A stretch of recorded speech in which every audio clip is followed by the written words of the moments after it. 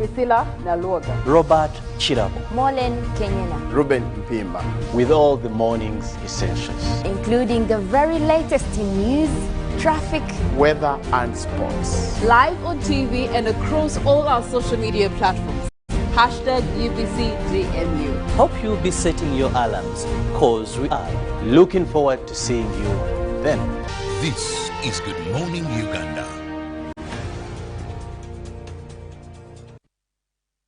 When you talk about our motherland Uganda, the pearl of Africa, you cannot fail to smile because of the smile that fills the faces of the citizens. Our nice good weather and nature that sustains us all, that enables us all to continue each in their own way because we are all different even according to each individual's work.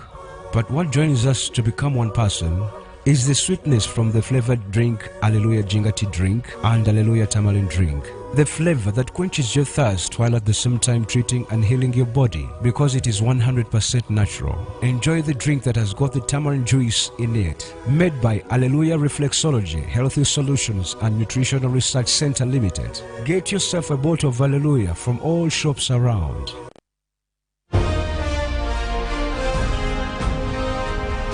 Live from UBC Studios in Kampala.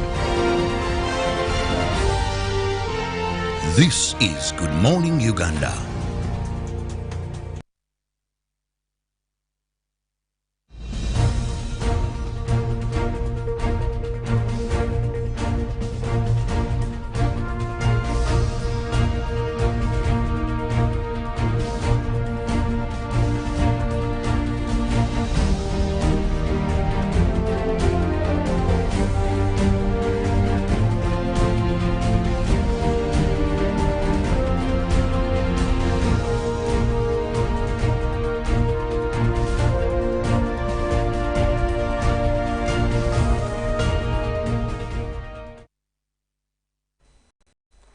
Wonderful morning to you, and we come into the final band of August 2021. Not so much with good news. It's been a weekend of tears, of worry, of despair, of remorseness. And we're asking ourselves, but why at such a time as this? On Saturday, when we had General Pecos Kutesa being laid to rest with a gun salute, on the very same morning, we wake up to news of the demise of General Lokech, the Lion of Mogadishu, so much that the president of Somalia, Farmajo, actually raised a call to the president of Uganda to just send his condolences to the general. And you also get to have the same very weekend that it is mad with accidents in different parts of this country, accidents that actually almost claimed an MP for the 11th Parliament, Francis Mwijushe, and he's now in hospital. For those of you that are entertainment lovers and follow your local musicians, news has it that Chameleon is also in hospital. In the world of sports, it was quite an interesting weekend. Liverpool having its second win, Lukaku on his debut for Chelsea scoring a goal, and the man that cost Manchester City an arm and a leg also coming to the scoring board for City's 5 goals. At the end of the day, it was an interesting sporting weekend. In the world of weather, you get to hear more fires coming through and winds that are affecting parts of Africa. All this to just let you know that we here on Good Morning Uganda are a package when we get to start your morning. Welcome to Good Morning Uganda. My name is Priscilla Nalwoga. I don't do this alone. Today we are joined by a lady. Good morning to you, Molen. Yes, a very good morning to you, Priscilla, and a very good morning to you, our viewers here at Good Morning Uganda. It is a beautiful morning to be alive. Well, how was your weekend? My weekend was good, basically filled with a little bit of work, but also just the social life. So yeah, I can't complain. My weekend was perfect. Okay, all right. Yeah. On the same note, we are also joined by Robert Kirabo for this morning's edition. Good morning to you, Robert. Good morning, Priscilla. How was your weekend? My weekend, I want to say thank God that I'm alive.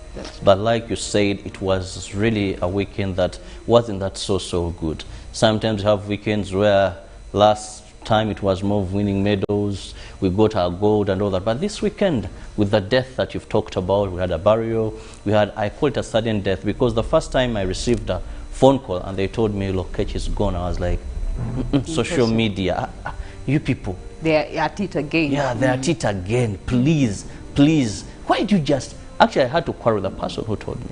But then I said, no, it's okay. Some of these guys are my colleagues. I picked up my phone, called Enanga, and he told me, Robert, it is true, he's gone. Oh, then I went on the tweets and began checking. And of course, there are people you trust. Though you have those that forge tweets and you're like oh, well, the Lion of Mogadishu. According to police and of course the pathologists and the experts, he succumbed to a blood clot after having gotten a fracture, a simple fracture they were handling on his right ankle. So I'm like, okay. Then we had the burial of Pecos Kutesa. Then later on the accident. I'm like, Lord, what is happening? What is happening? But by and large, life has to continue. We continue to pray, stand with the families, because the deceased are gone, but they have left behind families that need prayer. You know, sudden death is a shock. When someone falls sick for a longer time, people come to reality that this person is sick and at a time is going to go. But when people just hear the sudden news, there's a man who just spent a few days out of office and only to hear that. But we stand with the UPDF family, the police family, and we believe the good Lord also wants good people, and he called them to offer better service. Well, their paths will be our paths someday. The question is, while you're still on earth, are you actually also being a lion in your own space and in your frame? Can they actually call you such things when your day comes? It's a question only you can answer between now and the day that you actually pass on. But here on the 23rd of August, bright Monday it is. Guess what? If you can actually look out your window, the moon is still up and it's shining so bright. Mola in Kenyana, when she's taking us through weather, nature and climate, will be giving us a reason as to why it is sharply shining this morning for the moon. But we start off the day by looking at some of those stories that have actually caused our hearts to pump a little bit harder or even slower. And then after that, we're going to be looking at our story for the day, and we will later on look at the papers and what's making headlines on Monday. After that, traffic will be coming through, and of course we do have Good Morning Uganda agenda that will be coming through in our 8 o'clock hour, as well as our sports update from Ruben Mpima. As we start off the morning, we now turn our attention to the stories that have actually made headlines. Turning our attention, we begin with the death and the burial of Pecos Kutesa, where the UPDF fraternity mourned, and with a few invited guests, including government officials, attended the burial ceremony of the deceased Lieutenant General Pecos Kutesa. The ceremony, for a few selected guests because of COVID, took place at Kabula village in Nyonyintono district. Uganda Post Defense Forces fraternity family members and invited guests were among the few people allowed at the final send-off of Lieutenant General Pecos Kutesa in Kabula, Nyonyintono district. Lieutenant General Pecos Kutesa, 65, was one of the 14 generals who retired from active service of UPDF early this month but died shortly after. He died at Max Hospital in New Delhi, India. Senior UPDF officials described Kutesa as a comrade who will forever be remembered. A gun salute befitting a senior military officer and social distancing was observed during the burial ceremony. His wife, Dora Kutesa, and children described the decorated general as a loving man. Lieutenant General Pecos Kutesa, the army number was RO 0026, joined the rebellion in 1979 from Masaka Senior Secondary School before officially joining the NRA in 1981. At a youth age, he joined the National Leadership Academy in Monduli, Tanzania for cadet military training. After the fall of Idi Amin's government in 1971, he then joined NRA. Upon completion of the cadet training, Kutesa joined Nakasongola Training Military School. He participated in the NRA rebellion struggle as a senior commander. In 1994, he was elected to the Constituent Assembly as a delegate from Kabula. He also represented the UPDF in the 10th Parliament. May his soul rest in eternal peace. Man, away from that, we have a medical report. Well, the medical report on the death of the Deputy Inspector General of Police, Major General Paul Lokech, has confirmed that he died of a blood clot. While reading the pathologist report, the spokesperson of police, Fred Enanga, says Lokech sustained a fracture after falling from a seat 3 weeks ago. A team of 4 pathologists have confirmed that the Deputy Inspector General of Police, Major Paul Lokech, died of blood clot. Now, police spokesperson Fred Nkunda says that the blood clot that killed Lokech was a result of a fracture sustained in July 2021 and has been under the care of an orthopedic surgeon at Ruby Medical Center. Fred Nkunda cautioned the public over social media allegations on the cause of the death of the Deputy Inspector General of Police. The casket containing the body of Paul Lokech will on Wednesday 25th be taken to his home in Kitikifumba, Kira Division. Then on Tuesday, he will be transported to his ancestral home in Padel District to be buried on Friday 27th of August 2021. Lokech has served police for only months. The Deputy Inspector General of Police, who is also a senior military officer, is to be buried in Padel in his village, Padel District, a full senior officer's honor, as is the normal. While away from the death of General Lokech, we now move into places of worship where the Prime Minister, Robin Nabanja, pledged to revise religious activities ban if they respect Ministry of Health guidelines of COVID-19. Nabanja was attending an ordination at Our Lady of Fatima Church where 9 deacons and priests were ordained. Luwero Diocese received 2 new priests and 7 deacons following an ordination at Kasana Luwero Diocese on Saturday. The ordination of Kasana Luwero Diocese, that is the Right Reverend Paul Semogere, performed the ordination at a scientific event graced by the Prime Minister Robin Nabanja. The new priests and deacons were asked to commit their lives to the service of God and spreading the gospel. Bishop Semogere appreciated the opportunity given to them by government to the diocese to allow them carry out this ceremony amidst COVID-19. The Prime Minister asked the church to embrace Ministry of Health SOPs and guidelines as government works on modalities of lifting the ban on places of worship. President Museveni donated 10 million to the Diocese of Luwero. The Prime Minister donated 2.7 million to the freshly ordained priests and deacons. The Minister of State for Higher Education, Dr. Chris, in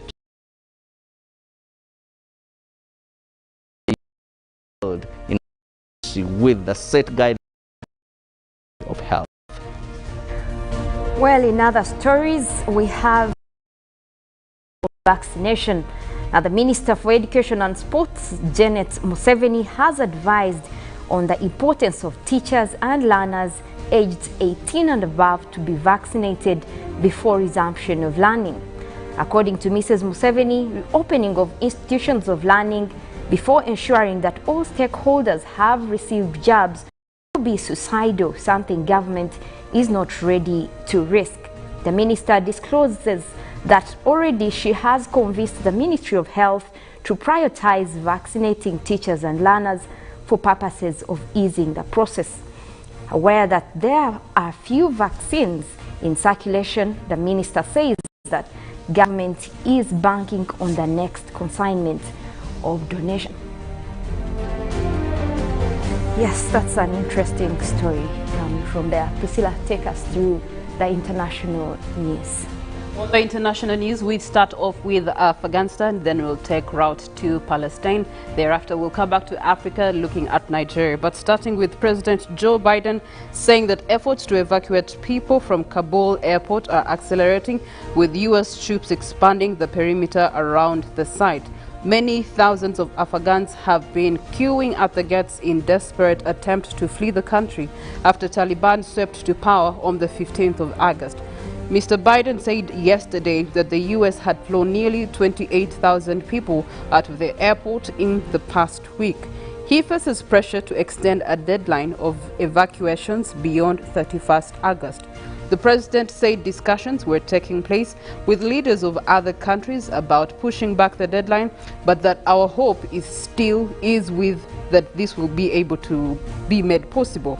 There is no way to evacuate this many people within pain and the heartbreaking images that you are seeing. This was the President Biden telling reporters at the White House.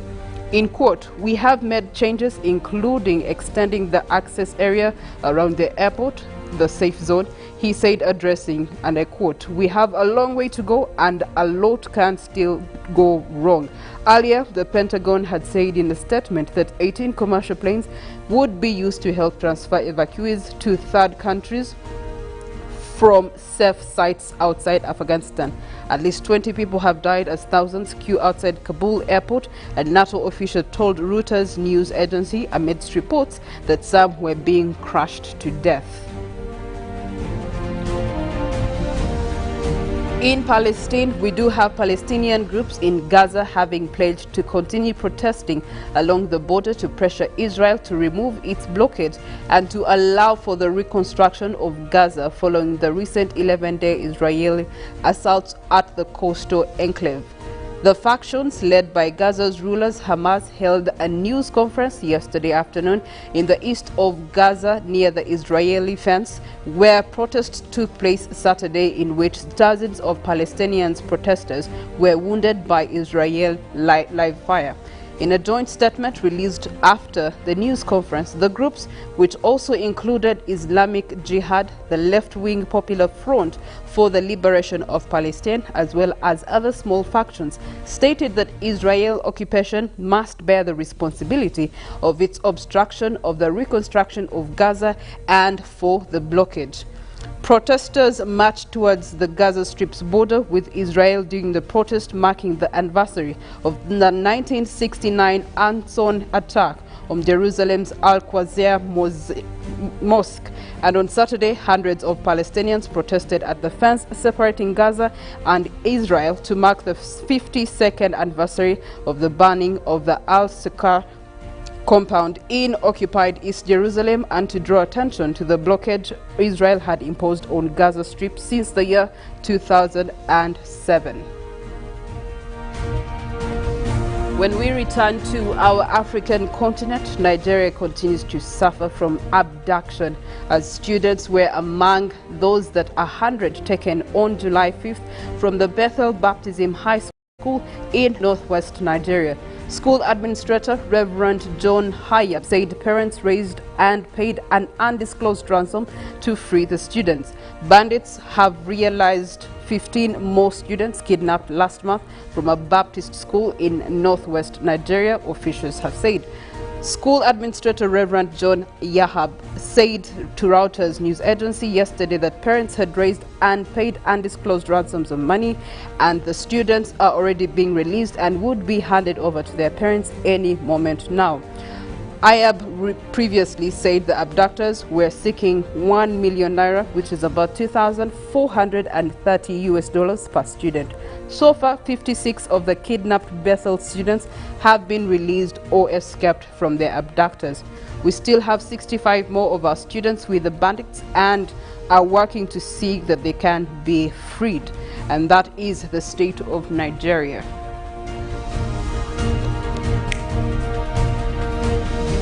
Well, it's interesting to see that this continues to be the disease that eats up Nigeria, especially for the generation that should be continuing Nigeria forward. The future for Nigeria continues to be beaten. You know, one time the United States of America said we do not negotiate with terrorists. What we do, we go for them, we bang them, and they are gone. Now, what happens in Nigeria, this has become a habit. The government will have to pay the ransom, or the parents, or the community, and the bandits are using this over and over. It is time Nigerian government should do something. Should either call for international help, international aid, and ensure that they can uproot, they can see these terrorists away. Uganda once had this case where the Pony rebels had become nonsensical in this country under the wise leadership of our president and, of course, our strong military. We went in, and now where is God? We had Central Africa, Chad, and it's far away gone. The moment, this is creating a fertile ground for these bandits, and they will continue doing this. Okay, all right. But there's a fertile ground that we also have to deal with, that is our health. And I'm already holding the drink that we always recommend to you here in Good Morning Uganda. These are Hallelujah products, the Hallelujah ginger tea and Hallelujah turmeric drink. These will spice up your morning by ensuring they boost your ability, the white blood cells in you, the ability for them to fight a number of diseases. So all you need has been condensed in this simple drink, and they're 100% natural, also certified by the Uganda National Bureau of Standards. So grab yourself one of these drinks and you'll be good to go. Okay. All right. Mola and Kenyana, what do you have for us this Monday morning when we come to weather, nature and climate? Yes, we want to talk more and look at what is causing the fires in Algeria. We've had stories of wildfires raging across Europe and also northwestern America. We've had Western Canada having these fires throughout the whole of August and also July. But now we see them crossing over to the parts of Africa. We want to look more into that and any relationship to climate change. What are the variations there? So that and more we'll be covering in our segment of weather and nature. Okay, all right. Robert Kirabo this morning is going to be taking us through Good Morning Uganda agenda. Robert, what should we expect today? We are going to be focusing more on the education sector, and we expect the education consultant, one of the best we have in this country, that is Fajil Mande, who will be joining us, and we will be getting more, even tips of parenting during this time of lockdown. That is when true. The reopening is uncertain. We don't know when, but we have hope that one day we shall. Okay, and in our newsreel at 7 o'clock, we're going to be looking at the education system. You had the UCE results being returned. What was the report that came out of those results and the aftermath, but also the conversation around the vaccination of teachers and students. And speaking of which, in vaccination, we want to look at your opinion this morning with our daily poll. Should vaccination of children 18 and above be compulsory as schools are preparing to reopen? Should vaccination of children from 18 years be compulsory as schools are preparing to reopen? It's a question mark. You could have an answer, an opinion or a comment. Hashtag UBCGMU. Send us a tweet at UBCTV Uganda. We'll be able to respond to each, or you can also send us a WhatsApp or a direct SMS on our SMS number, which will appear on your screen. Later on, we shall be engaging in your minds to see how you're actually perceiving this dialogue. But for now, we take a rest, leave you with a song for Monday morning, and we shall return shortly. Good morning.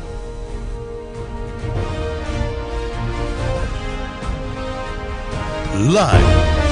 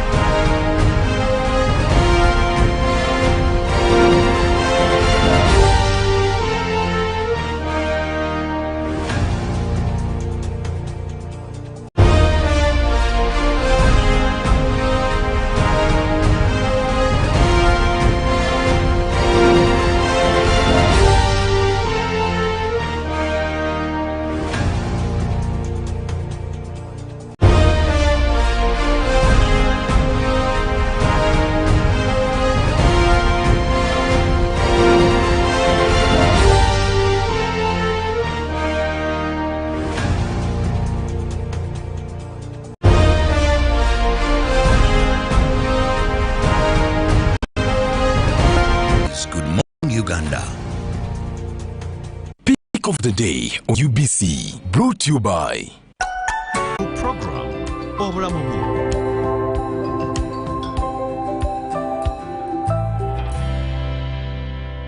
was brought to you by We've cut and reduced our MTN Momo withdrawal rates. Now you can withdraw mobile money at the lowest rates. You also get MTN Central Points when you deposit, send and withdraw MTN mobile money. Visit our Momo agents countrywide and withdraw mobile money at our reduced rates from 1st May 2021.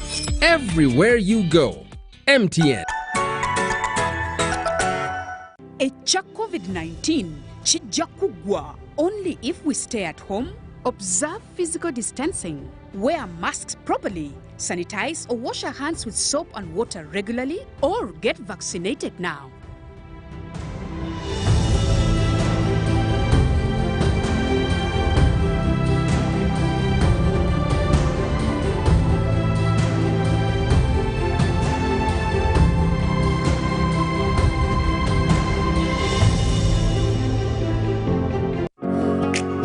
It's no secret that ICT makes learning easy. The strides made in our field could not be possible without it.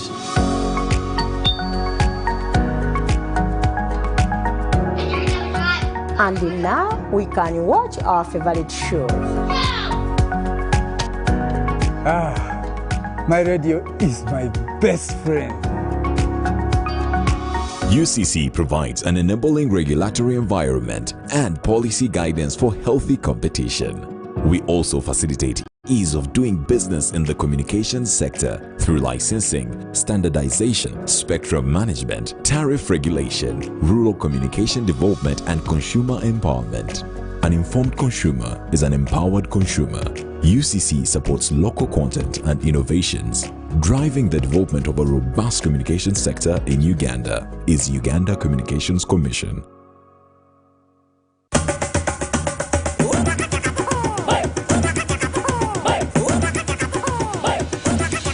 Experience 100% 4G speeds across Uganda with the Airtel 4G Pocket Wi-Fi available at 123,000 shillings only. It comes with 15 GB free for 1 month. Visit the nearest Airtel shop, device selling shop, or Airtel online shop. www.airtel.co.ug/broadband-discover. Airtel, the smartphone network.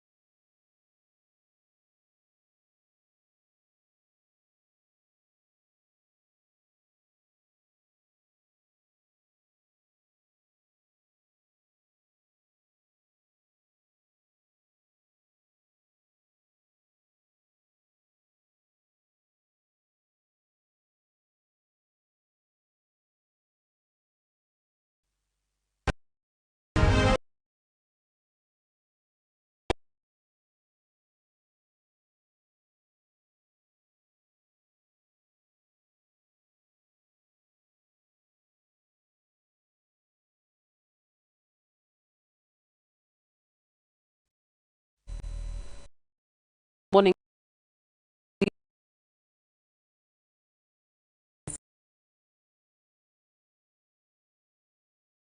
long spell. You had schools reopening, closing, reopening. Amidst that, we had candidates returning to school and finishing their level examinations. PLE candidates, you had the O-level candidates, and most recently on Friday, we had the Minister for Education and Sports releasing the results for the Uganda Certificate Education, that is for the Senior 6. And the results are out, and many candidates across the country are actually doing a lot of good. Performances were good and impressive across the country. And also, the report that was given shows and indicates that it is possible for education to thrive under COVID-19. And that is something that we want to look at. Ray of hope for the education sector under the COVID-19 pandemic. Can we move forward? Can we forge a way forward? Well, that's the dialogue that we are going to be having. Now, starting with the results that we had. Robert Kirabo, the results did come out, and yes, much as we had so many students sitting for their final examinations, the positive is that they actually managed to sit for those examinations. And we had about 97,470 students sitting for that examination, which was impressive given the challenges. COVID-19 disrupted the livelihood of parents, financial, and then you had private schools that had not reopened for some. But nevertheless, the exercise went on and it was successful, and the results are here. What did you make of the results that were released? First, I want to thank UNEP, and that is also under the Ministry of Education and Sports, for first and foremost ensuring that we had candidates sit for their exams.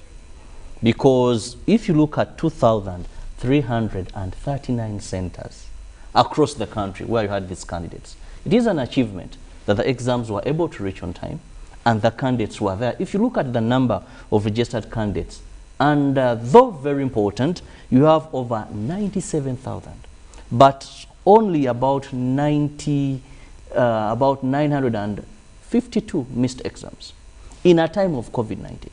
I want to also still believe that this was a milestone at such a time. Because, first and foremost, we know that education at one time went to a standstill.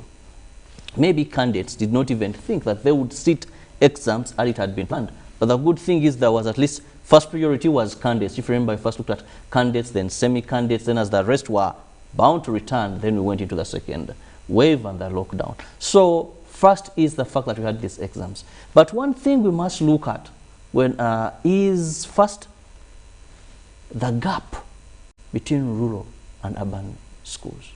This is something that the ministry has to look at, because COVID kind of created an equalizer that, okay, they were all out of school and then later returned, studied for a short time and had to do their exams. But continuously, you see the gap, how rural schools and urban schools are performing, continues to increase. I want to take you, Priscilla, and to people who are watching us, maybe 4 decades back, you'd find that someone would come from Nyakasura, that is the western part of this country, then go to maybe Namiryango, here in the central, go to Jinja, someone would come from Toro, someone would come from, it was no matter which part of the country, one would have education. It was quality and there was fair competition. That is why even in our ministries you speak of that because we had schools in plenty that were actually government aided, because education was actually paramount back in the day. But then with the introduction of privatization for this education sector, you had education sector having private entities, private investors bringing in the competition, and yet the competition seemed to have been centralized, as you said it, in regions focusing on Kampala, Wakiso district, Mpidi district. If you were to stretch it so much, you would go to Mbara and Mbale. So that is one of the things that I noticed that is recurring, even in a time of COVID-19, that how do we bridge these gaps? Otherwise, these inequalities at some time may become a challenge, that you go to employment sectors and they are dominated by maybe people from the urban. And this is where we find a country like India, you have classes, which is not very good. Then the other concern is the children or the students that were unable to attend and sit these exams. How do we look at continuity? Priscilla, primary 7, you have over 200 miss out. Senior 4, you have those missing out. Senior 6, you have those that are missing out. So do we, does the ministry follow up to see that what are the causes why these children are missing out in COVID or without COVID? Actually, I expect this number to be maybe more, but it didn't exceed so much of this. Of course, they're picking this number from the numbers that were registered, because when you look at the last year, the last time we had these examinations being set, we had over 103,429 students actually being registered. This time round, it was 97,000 around there, and then that causes a deficit of about 6,000 children. And I remember the minister so ardently actually mentioning both at S4 results and Senior 6 results, where are these missing students? Yes. But when you talk about missing students, it's not entirely about the student. You have to focus on what has caused that to be able to appear that way. One, you have to look at the communities where they come from, having been out of school for such a long time. Some children were introduced to child labor. Teenage pregnancies came into the picture. You had the livelihood of parents actually who lost jobs and couldn't fend for their children when schools actually did return. They couldn't pay the school fees. You do have cases where you actually had some private schools, especially in remote areas, not reopening because the cost alone for the school to reopen was cumbersome to open for only 20 candidates of Senior 6. So with those challenges, that is where you can maybe start tracing the 6,000. But then how do you redeem those 6,000 to encourage them to actually not fall out and maybe re-register for the next intake? That is the thing. Do we have a tracker? Do we emphasize on this? Because this is something that has been around also for some long time, where it is, yes, we issue results, we talk about, we have these registered, these did not sit exams, these missed on the actual day, but do we follow up? One time on Good Morning Uganda, I hosted a gentleman, he's a teacher, and from some NGO, and said they developed an app that is going to ensure that they track a child. The moment this child enters school, it is possible to track them at what level they are falling out, what are they engaging in, because we must cause this to come to an end. But also on a high note, one thing I really commend this time was at least 86,013 go to principal passes. This performance is very surprising, because when you look at last 2019, we didn't have COVID. But in a time of COVID-19, we are seeing from P7 performing better than the previous year. Senior 4 performing better than the previous year. Senior 6 performing better than the previous year. So one of the things that comes to my mind, I'm asking, then is in this justification that if we properly plan, we can still have education even in the times of COVID-19. Because either this kind of teaching approach teachers have adopted, or something is giving us these results. One would think at the time of COVID-19 we would even have poor performances. But actually from P7, Senior 4, Senior 6, results are indicating that this is a better performance than the previous year. Okay, all right. Still on performance, from the report that was released, it indicates that there was better performance or higher performance for the girl child vis-a-vis the boy child, to the extent that at the university it could change and actually up the entry points at university. First and foremost, we must understand that there's so much government-intended, planned efforts they have put for the girl child in this country. Previously, the girl child had a lot of ability, but they did not have a conducive environment for them to thrive. Now, if you go to all villages, you find that at least there's a program, there's an initiative to ensure that they retain the girl child in school. There's an initiative to ensure that the girl child has a better conducive environment. We have come up with a number of laws. Society has now accepted, because I believe women have the capacity to perform like men and better. The only challenge is, have you given them that conducive environment to thrive? Even when you look at government positions, if you see how many ministers we have in our cabinet, URA, go to UNRA, all these bodies, we had Jennifer, where women have shown extreme potential to perform. Now back to the education sector. Girls were not given a priority in school, but with the NRM plan and ensuring that a girl child now goes to school, this is evident that they have given them a conducive environment. While the boy child, and I want to be quoted properly, that much as we are doing so much for the girl child, the moment we leave the boy child, that's why today, Priscilla, you're going to see the girl child has to be in school. The boy child, more so A-level, you know, because these are now from Senior 4. Many of these boys you will find they are going to school, yet they are looking for school fees. The girl child, they may come out. We have a sister Nalwoga. She has to go to school. We don't want her to get pregnant. We don't want the problems that comes. And the family is contributing towards the girl child's education. So she's studying. Whereas a number of boys in rural areas, Maybe some ride boda, some in firewood, then they go to school, construction sites. So many boys today are in school, they are paying for their school fees, or some even having other greater responsibilities. That does not trickle down to the girl child. And that is something we also have to focus on. Okay. All right. Well, now we turn our attention to vaccination. We had a minister releasing the results, but also cautioning and setting out an alarm for teachers and students above 18 to actually go for vaccination so that they can prepare for reopening of schools, meaning that there's ray of hope. Now, for our poll question this morning, we want to find out from you as we dive into this conversation also, when it comes to reopening of schools, should it be made compulsory actually for those 18 and above to get the jab as schools are being prepared to reopen? Well, hashtag UBCJMU, we want to hear your thoughts. The number to actually send an SMS and WhatsApp on is on the screen, and we will be able to hear you out, and perhaps your contribution could change and alter the food of thought and preparation process for schools reopening. Schools reopening, as of 20th August, we had about 1,200,000 being vaccinated in Uganda so far, which is a positive. We had the Minister of Health coming through last week when she gave an address, and she committed that in September we're going to be receiving 3 sets of jabs that are going to be coming to the country to cater for the population, of course the 21 million target for Ugandans general, but also the ones that are at the front line. Now we have education joining the frontliners, meaning that teachers and also students have to be vaccinated to follow what the president actually did guide in reopening of the economy. He stated that students, but more so teachers, all of them, for schools to reopen, they must be vaccinated.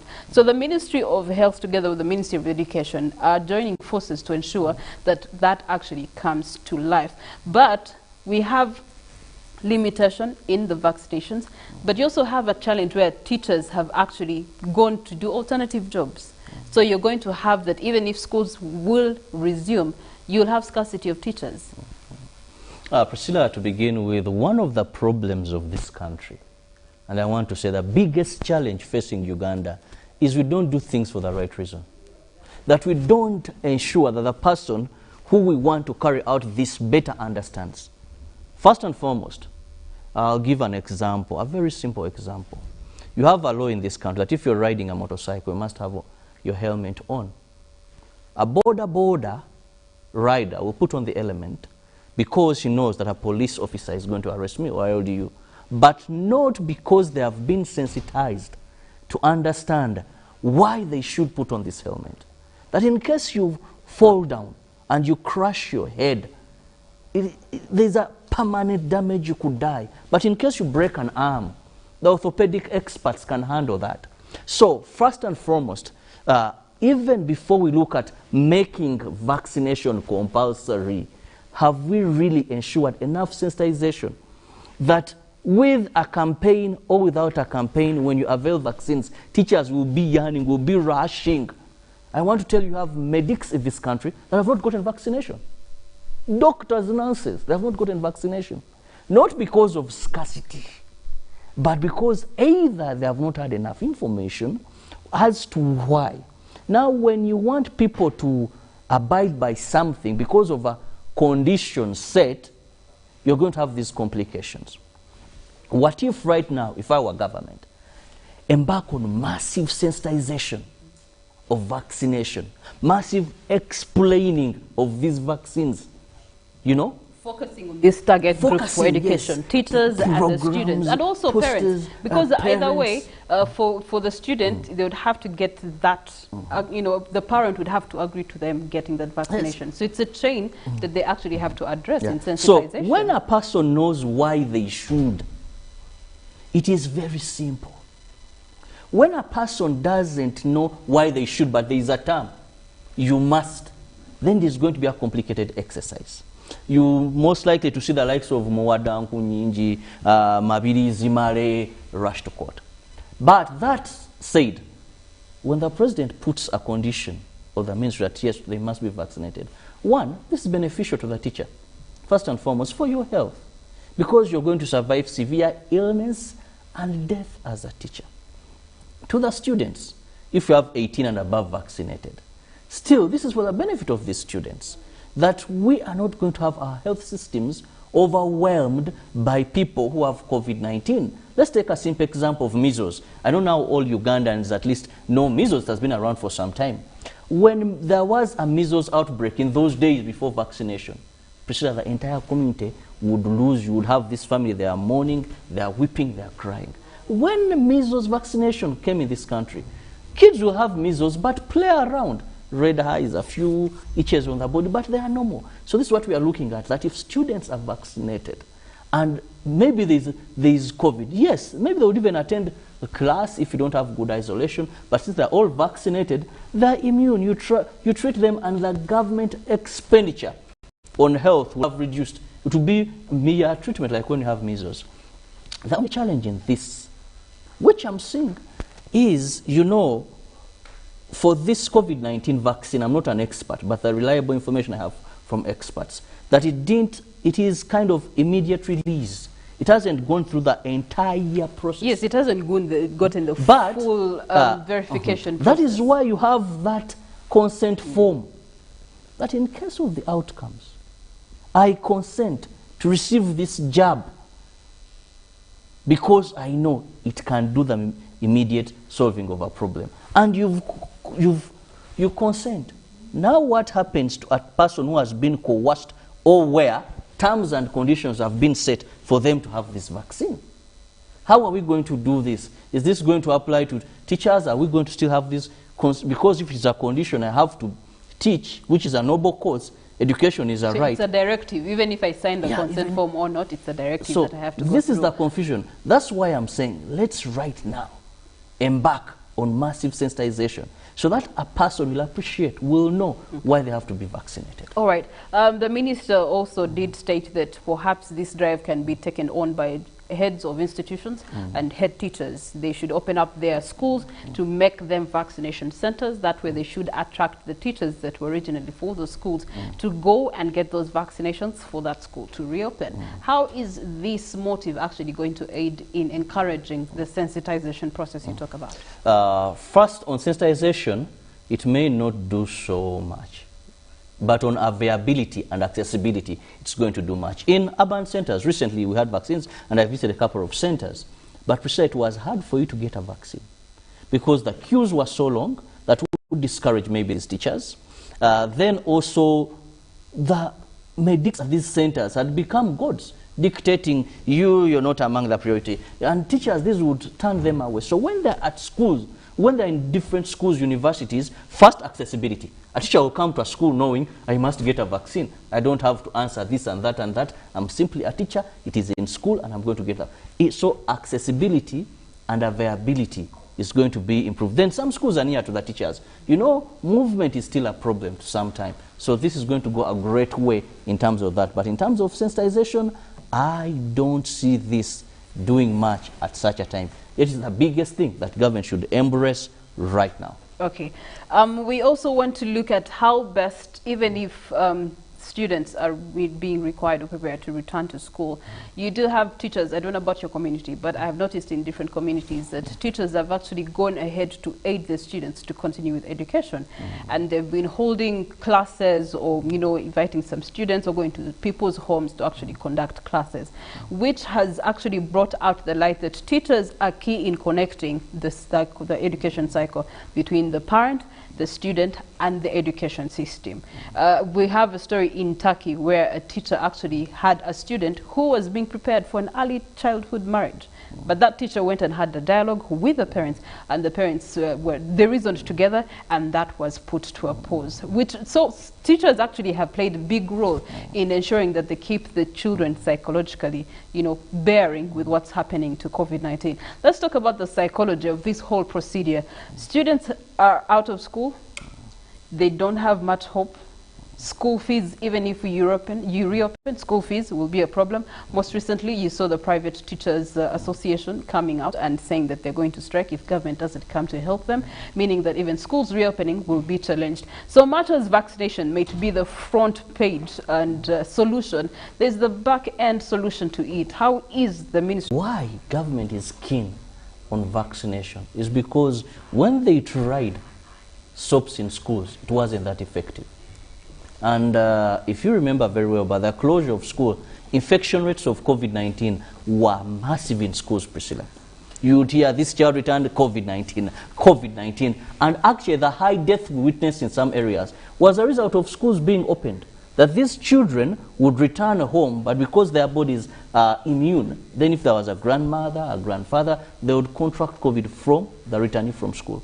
So for me, I don't have so much hope in SOPs being fully or implemented the latter in Ugandan education school settings, where these are private schools, a person is looking at maximizing profits, where we know we have few inspectors of schools in this country. We talk of a district like Wachiso that could have like 20,000 schools, but they don't even have 15 education inspectors or school inspectors. So that is a problem there. Anyway, we saw it failing here So, for just kids within the city center. How much more for schools for across schools. the country here? So I have no hope in SOPs being implemented to the latter in our school. My hope is in vaccination. But talking about the role of teachers play, teachers are very vital and they are respected in society. I know of a family where a teacher comes and says, Ononga Samulabi. The next time you get this person. So if teachers are properly organized, properly sensitized at such a time, then this will go a long way in ensuring our institutions reopen and of course ensuring that we embrace this vaccination campaign. But my humble call finally is to government. Let's invest so much in sensitization regarding COVID-19 vaccination. A parent who has a wrong mentality in vaccination may either even choose to withdraw their child from school. A teacher who has not understood very well vaccination may choose either to opt for another profession, or with this corruption and all this, we may see them teach even when not vaccinated. So information is power, knowledge is power. Let's invest in this. We want to see that experts explain. Let's ensure that people understand why they should and how safe this vaccine is. Thank you so much, Robert. And I believe from that dissection you get to realize that there's so many other things that we have to look and focus our lenses on to ensure a wholesome resumption of schools. But in response to our poll question this morning, we do have a response here. Today's poll question should be looked at keenly following the fact that we even have 2 sets of Form 5 students now. If the vaccine is officially good for health as per international organizations such as CDC, I should say that vaccination programs should be underway as of now. We should stop wasting time because students are aging in schools. And that is a comment that is coming in from a person who hasn't left us their name, but they do make a good point. At the end of the day, you want to look at the psychological impact of schools and education as wholesome, important to the economy and also to the communities and moving forward of this country. So recommendations would be, as Robert Kirabo did say, how about we do have back to school sensitization programs to encourage all stakeholders, the teachers, the parents, the students, and the educationalists, the ones who own the schools. Then you also want to look at the fact that there's psychological impacts to it. Students have been demoralized, teachers have been demoralized, everyone is demoralized about this subject matter. How about there's a training program that engages the stakeholders to actually encourage and support each other? Teachers need support, the head teachers need support, the students need support. So a support program to ensure that this process is actually embraced better and faster, the better. And those should be able to actually help us adhere to the vaccination program that the Ministry of Education, in partnership with the Ministry of Health, is impacting on what we have as students above 18 and also teachers. At the end of the day, we encourage you to actually go for your shot. It's for the good of the country. Good morning, Uganda. Newsreel stopped here. We return with the papers.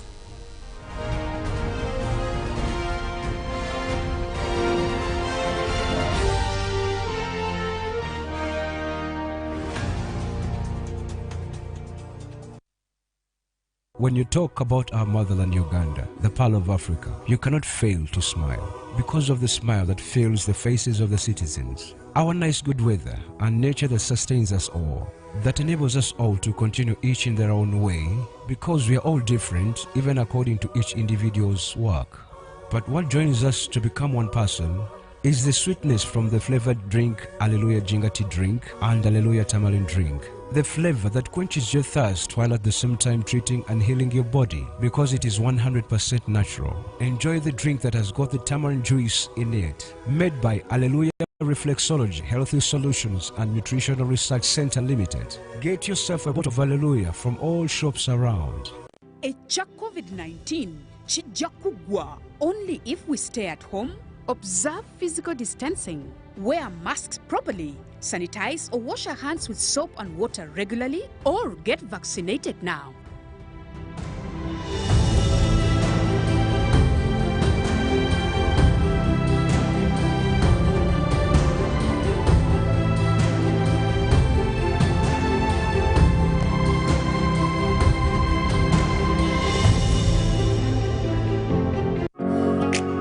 It's no secret that ICT makes learning easy. The strides made in our field could not be possible without it.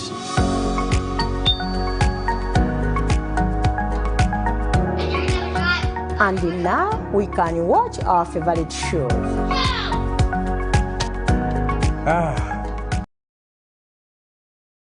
My best friend.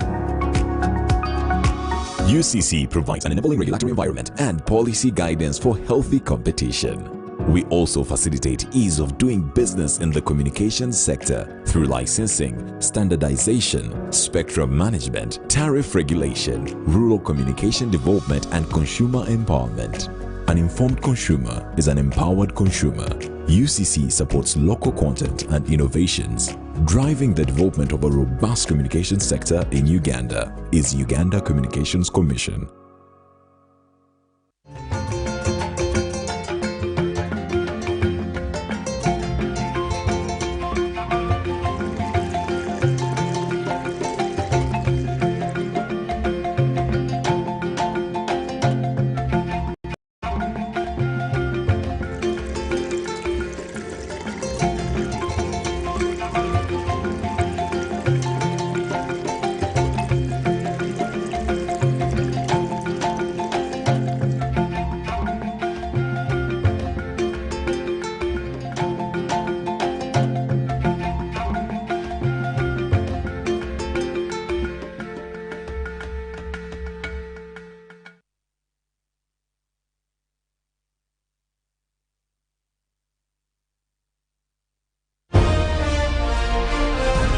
Live from UBC Studios in Kampala.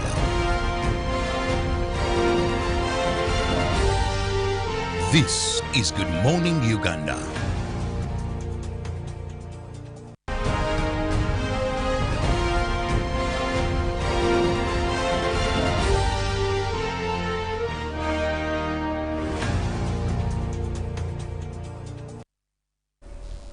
It is a full package show with information, a bit of entertainment aimed at spicing up your morning. Now we are serving you what is making headlines in the print media. I and Priscilla.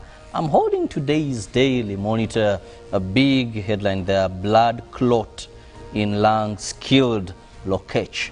That is gone too soon. The battle hardened two-star general who survived bombs, grenades and bullets of the nation. And that is there is a report giving more information what police pathologists say that 2 blood clots caused the death. Actually, community calls for thorough probe into the death and tentative burial program for the Lion of Mogadishu. Gone too soon indeed. Still in the Daily Monitor, we have top 20 schools in the last 5 years. The Daily Monitor gives you that. Then visually impaired Iganga UACE star speaks out how he was able to make it. List of best art schools per subject. There is a pull out there. And there's a school I've been looking for. I see top on the agenda. On the list is St. Mary's Chitende, Mengo Senior Secondary School, King's College Budo. I'm looking for Namiryango College. Yeah, okay, yes. Namiryango College, 13 there towards the end. They give you so much of this, but I don't know how this helps more so in a time when we are in commercialization of education. If this is not doing more harm than good, still the Daily Monitor brings you their health living, kidney stones, signs you should never ignore. Signs you should never ignore. And also inside the new government DGF agreement, what is it that they have come to agree upon? Still in the new vision, Inspector General puts brakes on Uganda Airlines probe. The lizard comes out and says, and the probe might die just like that.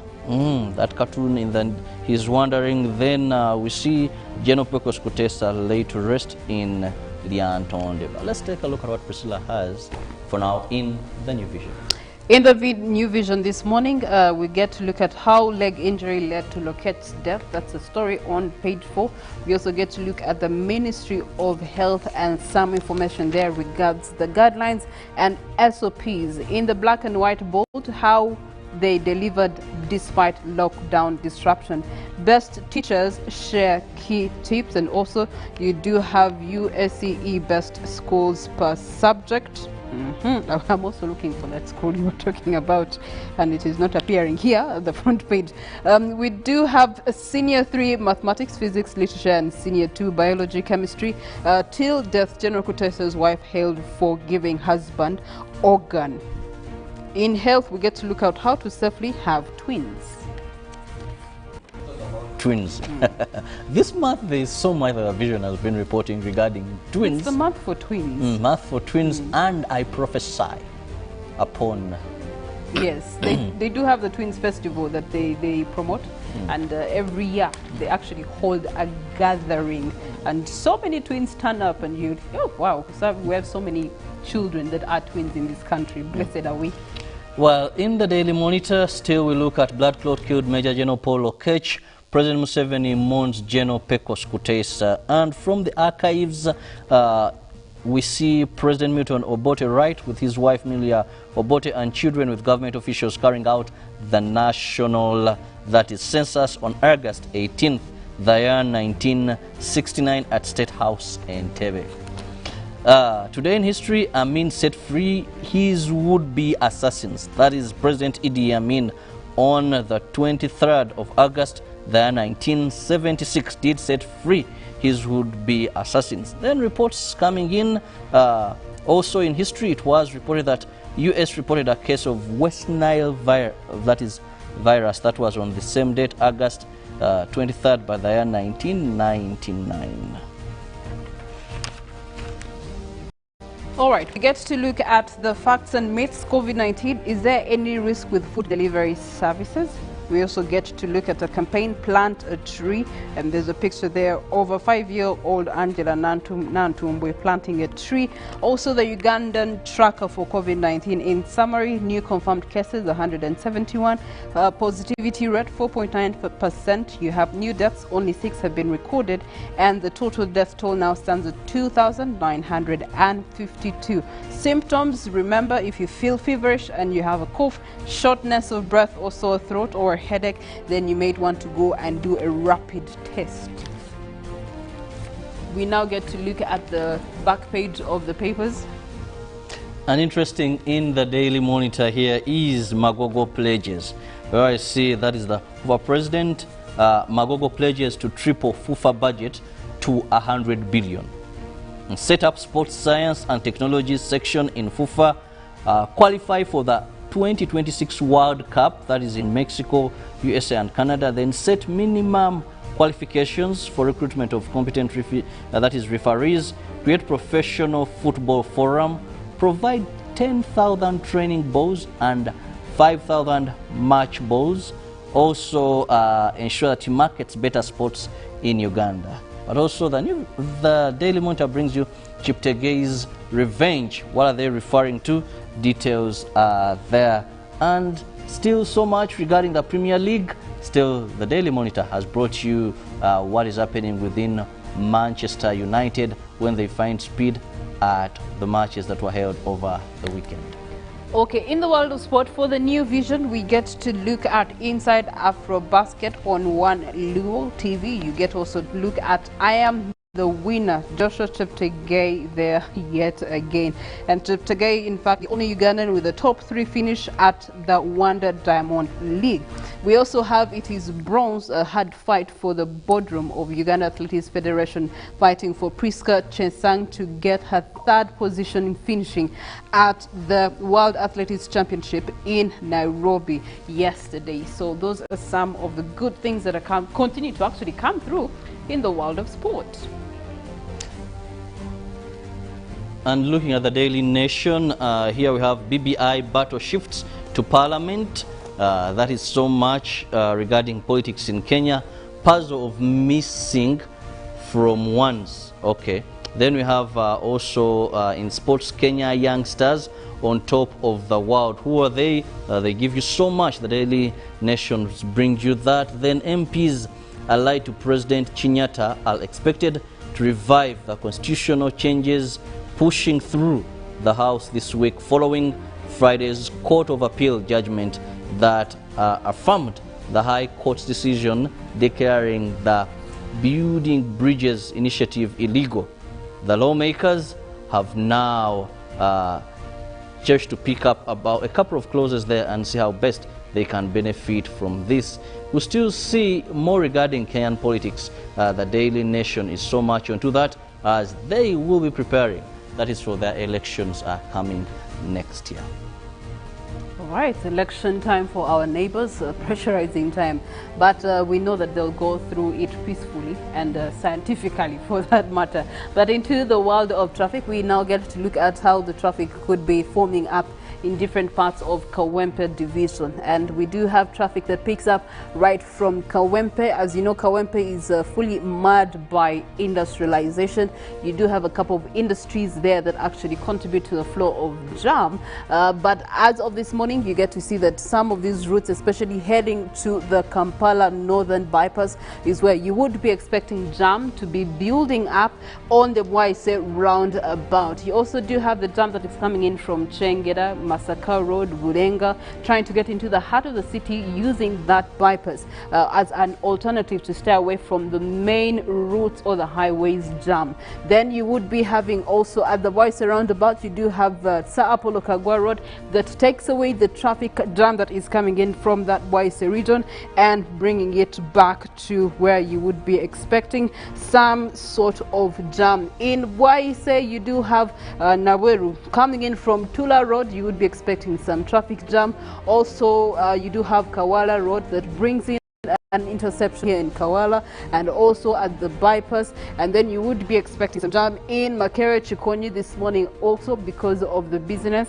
You do have a lot of education, Makere University, but also some of these trading centers around Makere. You do have Wandega, you do have Nankulabi, you also do have around Sapolo Kagwa, quite business areas there. You would be expecting some jam also that is coming in from this particular area at Naweru. You would be seeing that that jam also brings in from Tula Road and enters into the rest of the city, and that is through Kalere Market, of which it's a Monday morning, and Kalere Market is always bringing in foodstuffs for, you know, the villagers. The traders are bringing in perishables right now, and that is going to be giving you some jam that will be bringing you into the heart of the city and to the old Mulago roundabout. So you want to be conversant of those happenings. Into Wandegea, you would be expecting some jam because it's also a trading center and also the traffic lights there. But because we do have a funders on duty this morning, they will be able to manage the traffic jam around this area. Onto Bombo Road, where you do have Novik Hospital. You can go to Novik Hospital actually to get a COVID-19 jab, or you can also go there for a rapid test, and it's very cost friendly. So that would be a recommendation for you. You do have Buganda Road there that would also be indicating some sort of traffic jam, but on Buganda Road, it's usually an alternative. It's Chagwe Road that has Chikubo, Nachivubo, and also into the new park. where you'd be expecting some traffic jam to be building up because it's a Monday morning. Everyone is getting into the heart of the city to buy goods or engage in some sort of service delivery to be able to kickstart every Ugandan's Monday morning. So that would be places where you'd be expecting jam. Onto Kampala Road, obviously, because of the different companies and entities that are on this particular street heading onto Kampala Road until connecting to Entebbe Road, that would also be expecting some jam build up. Some taxis have decided alternative parking spots there. That is also going to reduce the nature of how vehicles are moving freely around that area. And please be cautious, especially for people who drive cars. Borders around the Equity Bank can be very, very unruly. Equity Bank, Cairo Bank, they can be unruly. So you have to be twice as alert and sensitive when you're driving around that area, or else an accident may be caused. And you know, border men, they can gang on you for you didn't want to start your morning in such a way. For Entebbe Road, please do be reminded that there's continued flyover works on the Kampala flyover. So diversionary routes are going to be changing ever so often, which you have to be very, very mindful of. But nevertheless, you must have a driving permit when you are on the road. That is a must. There's no alternative around it. If you got in on the wrong side of the law, you will definitely pay the fine for it. So if you don't have a driving permit, please go to the permit center at Uganda Railways and be able to renew your permit or get a new permit for that matter. Away from that, even if it's cyclists, border people, you have to still have a permit. And nevertheless, did Robert Kirabo speak about protection even when you're on the road? For motorists, you must have your seatbelt on at all times. You just never know what will happen for your own safety and protection.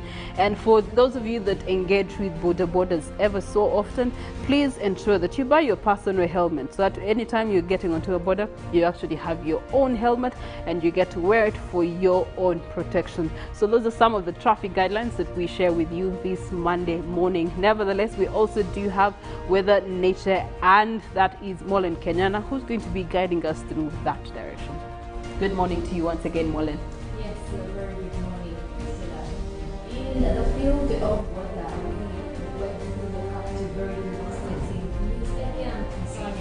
wildfires across Algeria now. This started a few days ago, but now we're seeing more and more numbers of hectares of land being covered by these fires. And from the look of things, this is just only increasing as the summer continues. Yes, Priscilla. Well, as we continue, you definitely also do have the pressure of the fires that has been coming through in the other parts of the world, especially the European continent, and also devastating floods continue to appear on the European continent.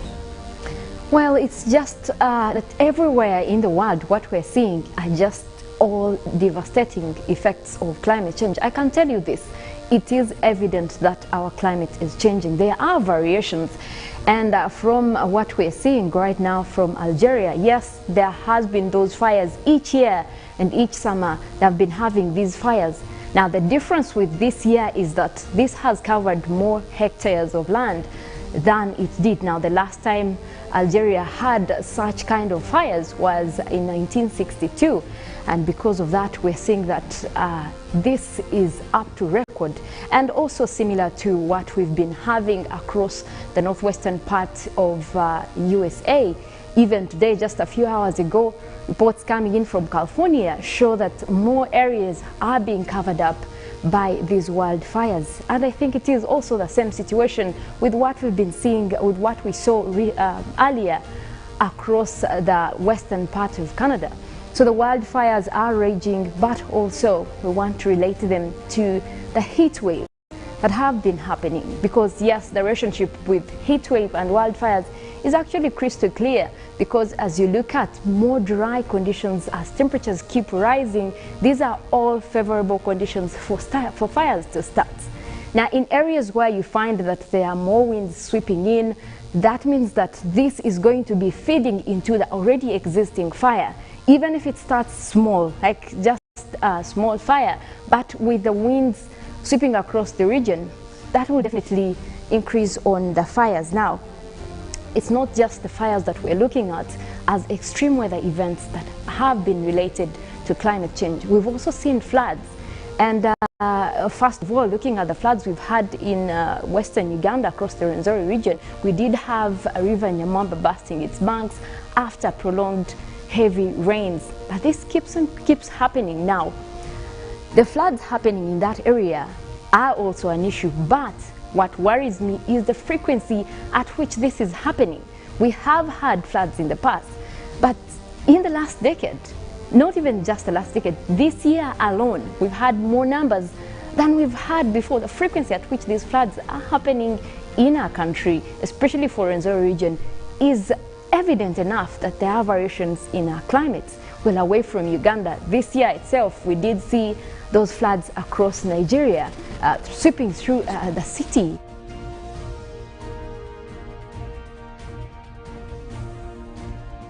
There, in the past, there has been just a few floods, but not covering this large area. And I can tell you one thing for sure, the frequency at which we're seeing these individual extreme weather events is evident enough that our climate is changing. Now, also, we did have more flooding actually across Tokyo. A lot of regions across the world are going through this. Now, on the other side, you're dealing with wildfires, you're dealing with floods. Extended drought for months now, over 6 months. Madagascar has been dealing with drought stress, where people have actually run out of food. There is famine in the country due to this prolonged drought. Now, in the past, we've had, especially for this time of the year, where you see that most people do actually run out of water, but not to this extent, not this far along, going to months now in Madagascar, and that is just devastating. Now, a video that has been shown about the fires in Algeria. Now, these, ever since August 9th, we've had more than 70 fires being recorded in the northern. Now, that includes Tizi Ouzou. Now, Tizi Ouzou has been one of those areas that have been catching fires each year, but this time around, the fires have spread. And just last year, more than 10,000 acres went up in flames across the country. But these summer's fires have been the most widespread, and like I said, since 1962. Now, the mountainous province of Tizi as well, which is the largest in Kabylia, was the worst hit. Now, people lost their homes. So far, the death toll has risen to 90. That includes 33 army people who are trying to help and also trying to put off some of these fires. Now, it's really, really devastating. And looking at how also these events are coming through, from you look at wildfires, you look at heat wave, you look at floods, you look at drought, it is evident that our climate is changing. And as hoping that after early this year, we did see the Intergovernmental Panel on Climate Change releasing a climate report. Now, that, while supposed and is still supposed to be an eye-opener to what we are looking at in terms of climate change, how can we then look at possible solutions? What is even causing all these variations? Now, we've been talking about this in our segments, but I want to emphasize that majorly what is causing all these variations, what is contributing to all the global increment in temperatures, are the burning of fossil fuels. Once we all realize that this needs to stop, now it's not enough.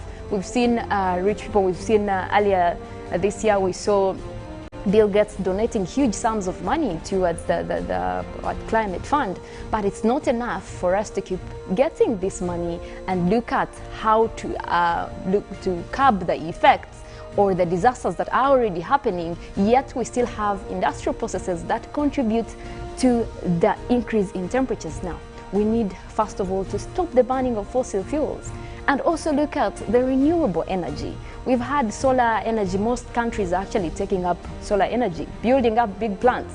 And even in Uganda here, we're trying with building of those plants. But there are countries that are polluting most. And in the lead, we have China. In the lead, we have USA. Once there is still, if we're still looking at using fossil fuels, then there is no way we're going to stop these emissions. The first thing we need to do is cut these emissions that are leading into increase in our global temperatures, which we are terming as global warming. As long as that is there, that is going to continue feeding into all these extreme weather events that we are looking at across the world. Now, the question is, are we even able to adapt to these changes? Some countries adapt most. The developed countries have had technology and the resources to do that, but look at countries in Africa. Madagascar is now dealing with drought, famine. They are depending on aid, foreign aid, to survive. Those are some situations that could also be here in Uganda. We might reach situations where we're unable to fend for ourselves because of these effects of climate change. It is a crisis that needs to be averted already. Well, away from the crisis, we want to look at the weather that we've had today morning and also what we expect for this morning across much of the country. Now, the satellite is showing quite a reduction in wet weather activities. We're seeing most areas are waking up to clear skies with intervals of cloudy conditions, but later in the day we'll also be looking at some areas that are likely to have rains. But I can tell you, we do have a reduction in wet weather activities coming from the rains that we had last night.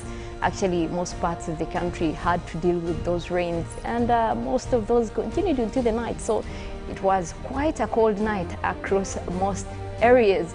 But now, as we woke up into this morning, most of those had cleared, and we do have most of the rain systems actually across Africa, especially South Africa, that are starting to weaken. Those are usually high pressure systems, and when that happens, then we look at a reduction in wet weather activities, especially for the southern part of the country. But northern Uganda might still be dealing with a lot of those rains as we head into the week, also by Friday, but then we will see a pickup as we head into the weekend. But most areas still are likely to be dealing with a reduction in wet weather activities. Well, this morning in our forecast, we start off with the western part of Lake Victoria, where we have Masaka, we have Kalisizo, we have Zimbabwe, we have Rakai. We're forecasting a mix of clouds and sunshine, and temperatures will be at 26 degrees centigrade. We're looking at southwestern Uganda, where we have Mbarara, we have Ibanda, Bushenyi, and Rubirizi, still likely to start off with a mix of clouds and sunshine. Temperatures are at a chilly 25 degrees. Well, Mount Elgon Highlands, which is where we have Mbale, Bududa, Sironko, Buko, we are forecasting light rains. Those are likely to start off later as the morning progresses into the afternoon. Do look out for those rains, but this morning our temperatures will rise up to 25 degrees centigrade over that area. For Tororo, we are forecasting sunny because of cloudy conditions. For eastern Uganda, we have Soroti, Katakwi, Amuria, Kumi, also forecasting a mix of clouds and sunshine. You can expect those to also cross over into the afternoon.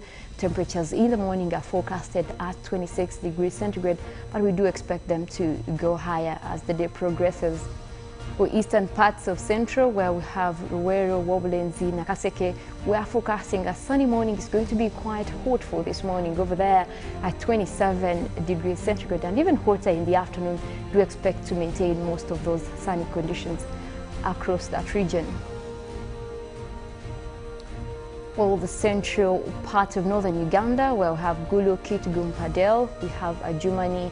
In that category, we're forecasting a mix of clouds and sunshine. Temperatures starting off at a beautiful 26 degrees centigrade, but later in the day, we do expect that area to have more rainy conditions developing later in the afternoon. Now, central Lake Victoria Basin, that is where we have Mukono, we have Kampala, Entebbe and Wakiso. We're forecasting light rains. Those will be across several places, and also temperatures likely to be at 25 degrees system. Now that rainy system is over a few areas. Only 20% of that region will be seeing rains, and also later in the afternoon we do expect, especially West Nile, northern Uganda, you can look out for those wet weather activities that are likely to affect your afternoon. But most places within southern sector still do expect those warm weather conditions in the afternoon. At least we are forecasting that for the next few days, so you might need to be on a lookout for that and prepare how you go out in terms of your dressing.